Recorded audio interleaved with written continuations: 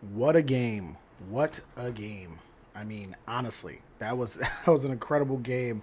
Um, I just I don't understand. I don't understand Sean McVay sometimes, and this is like something I talked about on the pod last time. He's so incredibly conservative in moments, yet he's one of the most like innovative minds in football right now. It's just he's so conservative. It's so weird, and I just do not understand it. I don't understand him, and I don't get it. Uh, you have Matthew Stafford there going nuts. Let me get his stat line up. Let me get his stat line up. Box score. Matthew Stafford went 30 for 47, 389 yards, 3 touchdowns. He had a rating of 111. I mean, he was going crazy the whole game. He was going crazy. He had that amazing throw cross body, that 38-yard throw cross body to with two guys in his face to Tutu Atwell, pinpoint right there on the boundary, and you get a 4th and 1 situation. And instead of you going like putting it in Matthew Stafford's hands, your big time quarterback, and dialing up something for Puka Nakua or Devontae Adams. I don't know, your two big wide receivers, one of them being the leader in receiving yards in the NFL right now. Why is it that you take the ball out of his hands and put it in the running back's hands, who just fumbled the ball right before overtime? It just doesn't make any sense. It's like he's so conservative in these weird ways where you're just like, he barely goes for it on 4th and 1. Then he goes for it on 4th and 1, and he decides to run a play in between the guards, which they haven't been running the play in between the guards well. They haven't been running the ball in between the guards well for like all season so far. And it's just, that's the decision you make there in the either get it or go home game right here. Like, it just doesn't, it makes no sense. It doesn't make any sense at all, right? It doesn't make, it's just, he's always so weirdly conservative in these big moments. It happened in the Eagles game, which allowed us to come back in that game, allowed the Eagles to come back in that game. It just feels like he's always weirdly conservative in these ways that just don't really make any sense. And then he oftentimes loses the game, and he has the same kind of, thing to say about it, where it's, let me find this underdog thing that he said. It was from Underdog. This is Sean McVay after the game. His quote on his 4th quarter or his 4th down decision. It was a bad call. It was a bad call by me. I'm sick right now because I put our players in a spot, and I got to live with that. This is his response after he does something every single time. It's like like Stafford is 389 yards and 3 touchdowns, and you go with run the ball up the B gap. It doesn't make any sense. It makes no sense. It really doesn't. He's, like I said earlier, that's the only thing I question with Sean McVay constantly. It's never, can he scheme something open? Can he take advantage of the players he has? It's always in these big 4th down moments, is he going to make the conservative decision or the right decision? And it just doesn't make any sense, right? I'm starting, like, I'm going to show you this tweet right here by Warren Sharp. He's another guy. He's a reporter that talks about football. He said before the game started, the 49ers pressure rate last week in their first game without Nick Bosa, number 32. They were the worst in the league. 16% at creating pressure without Nick Bosa. 16%. Stafford was pressured on just 20%. 20.8% of his dropbacks tonight. That's 10 of 48. He dropped back 48 times, and out of 10 of them, he was pressured. That was the only pressure that he received the whole game. Second lowest pressure rate since the start of 2024. Since the start of 2024. It's like a season and a quarter. Was the difference in his 389 passing yards with 3 touchdowns and 0 interceptions? Exactly as predicted earlier. And yet McVay took the ball out of his hands in the biggest moment. I don't get it. I really don't get it with Sean McVay. I mean, he's a champion. He's won a Super Bowl. So, like, You can't say he's not a championship coach, but like he just does weird stuff that you just like, why? Why are you kicking it on 4th and 1 in the Eagles game when the momentum is going their way multiple times? Why are you going for it on 4th and 1, but you choose to run it up the B gap on a play that you guys haven't really been doing well all year at? When your star quarterback, who's arguably a top 5 quarterback in his league, is going crazy. He's going nuts right now. 300, I repeat it again, 389 passing yards and 3 touchdowns. There's no reason to take it out of Stafford's hands, take it out of Puka Nakua's hands, take it out of Devontae Adams' hands. It should go to those guys. It's just astounding how like he makes these decisions over and over and over again, and they just keep praising him. And I respect it. I get it. He has an incredible football mind. But these types of decisions late in game are the make or break decisions. You can have a great football mind all you want, but if you make terrible decisions like this all the time, you're going to lose a lot of football games for stupid reasons. It's the same thing with Andy Reid when he was the Eagles coach. He would do things like this all the time. And you'd just be like, why? Why are you so conservative in these weird moments? Just like take advantage of the weapons you have. But I mean, I'm going to leave it at that for the Rams. I still think the Rams are a good team. They have great players. I feel like they need a different philosophy possibly as far as how they approach late game scenarios and 4th downs and all this other stuff. But I mean, Matthew Stafford went crazy. Kyron Williams had a solid game. I mean, he had that fumble. That was honestly, he had a rough game. Truthfully, he had a rough game, and he had a mean fumble, terrible situation. But Puka Nacua, of course, went off again. Double-digit receptions, 85 yards, 1 TD. Devontae Adams had 5 receptions for 88 yards. Tutu Atwell had another great catch this game. He was getting Jordan Whittington involved.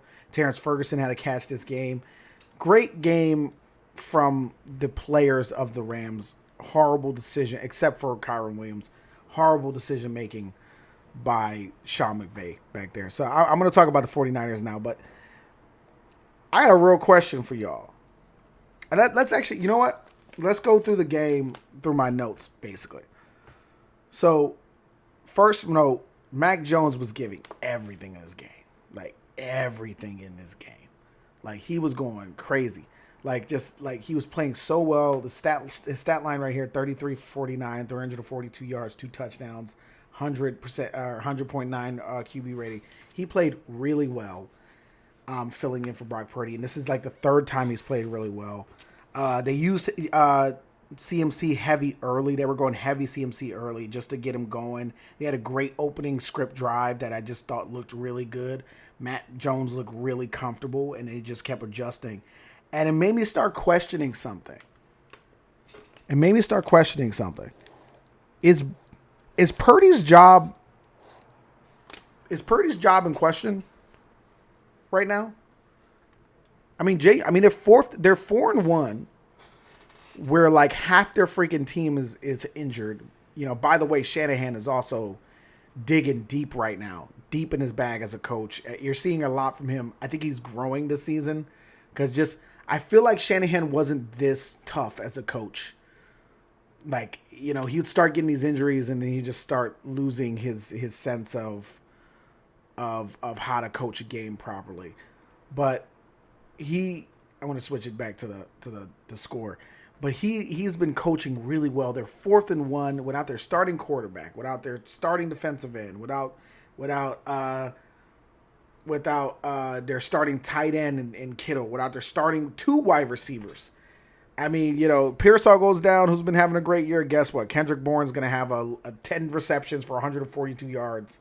Like, you know what I mean? He's using the weapons he has and doing the best with what he has, and it's really, really incredible work. Incredible work as a coach, and you got to give him love. I'm not like the biggest Shanahan guy, you know, because I have a lot of problems with his like personality and things like that. But as far as a coach, you gotta respect what he's doing out there on the field. You got to.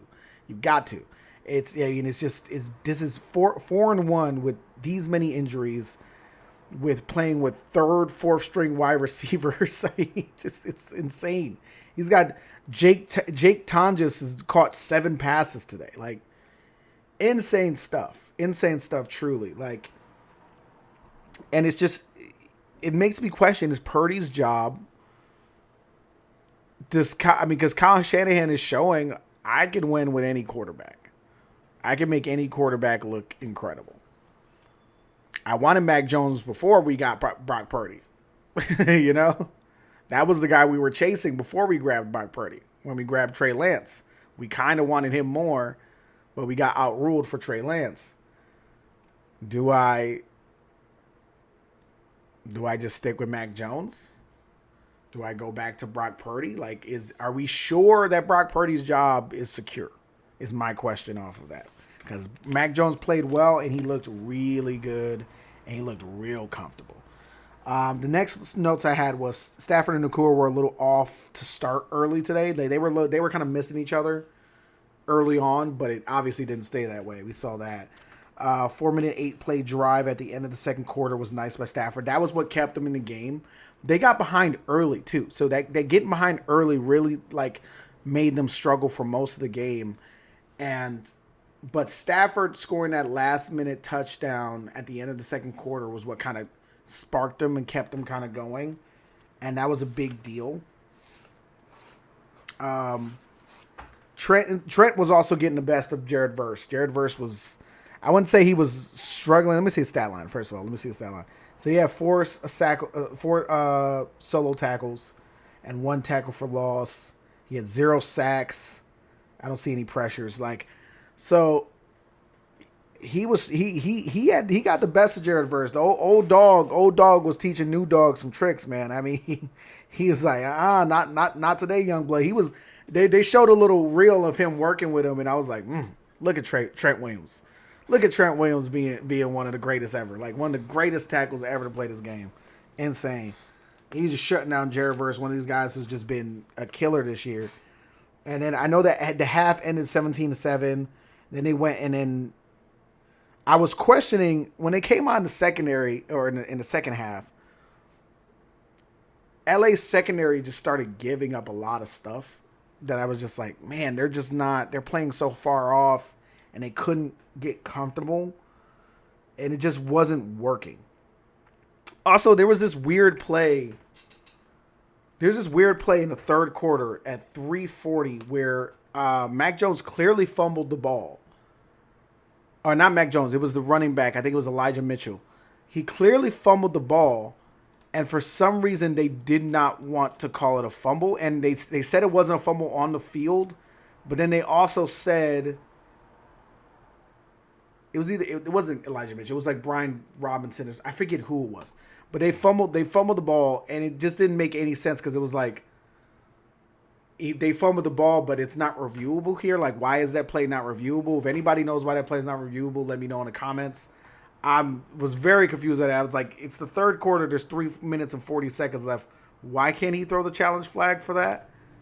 Is it because they called it a fumble? They called it not a fumble, so he couldn't challenge something that's not a fumble. I don't know. It just seems kind of stupid to me. Like, that was very like the most obvious fumble in the world, but whatever.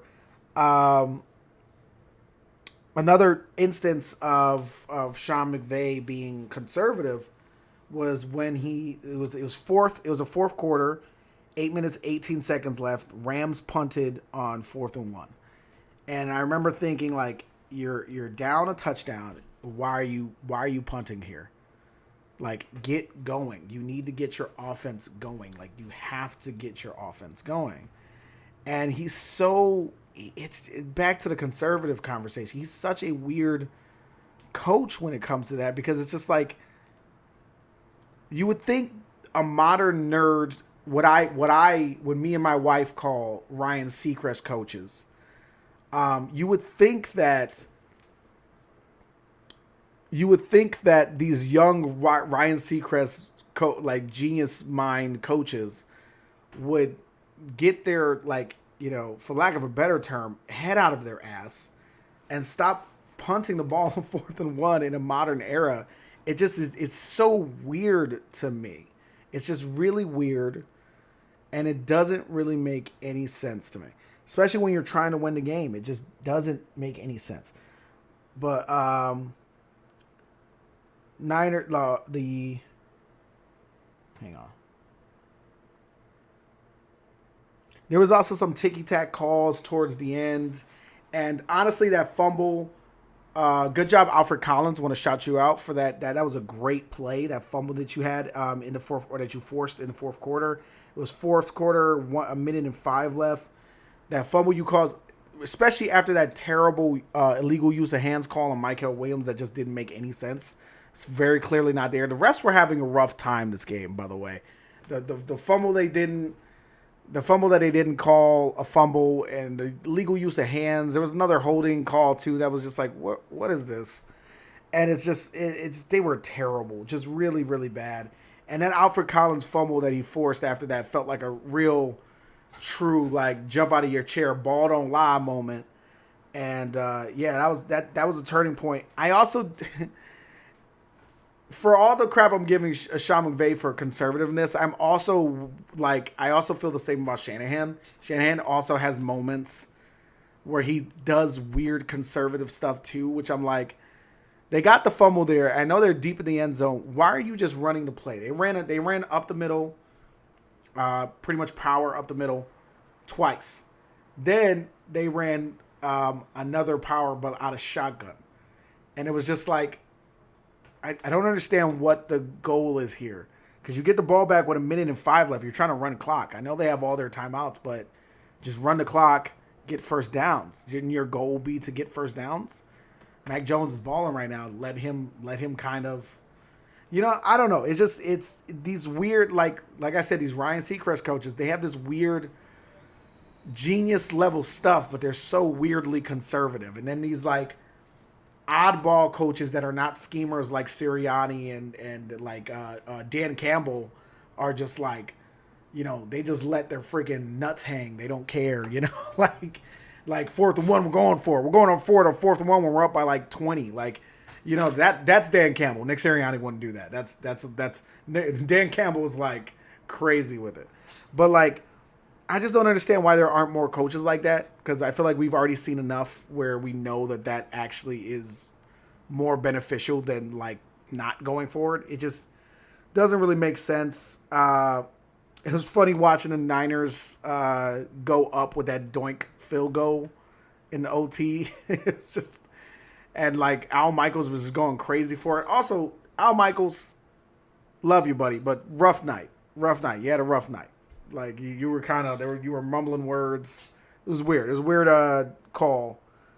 But yeah, and I already went over the Sean McVay going for it on 4th down thing. But yeah, that's just pretty much the notes I had for that.